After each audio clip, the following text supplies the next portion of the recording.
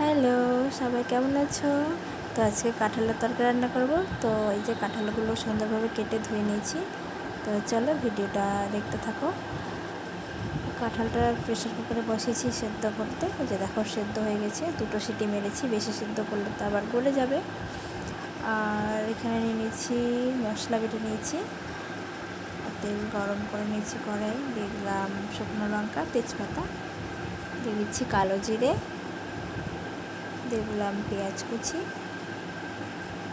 লাল করে একটু ভেজে নেব। দেখো ভাজা হয়ে গেছে পেঁয়াজগুলো। এর মধ্যে দিয়ে দেবো মশলা। এখানে আছে আদা, রসুন, টমেটো, পেঁয়াজ বাটা আর জিরে। ভালোভাবে মশলাটা ভাজবো।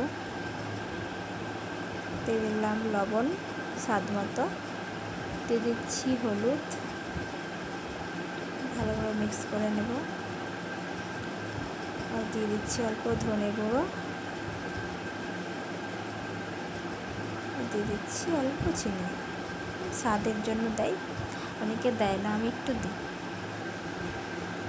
খেতে ভালো লাগে ওই জন্য দিয়ে দিচ্ছি। এবার সেদ্ধ করে রাখা কাঁঠালগুলো এবার ভালোভাবে মশলা কাঁঠাল একসাথে ভেজে নিতে হবে।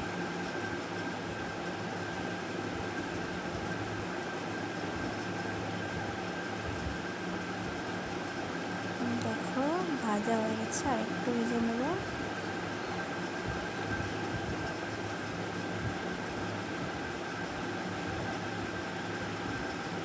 দিয়ে দিচ্ছি অল্প একটু জল,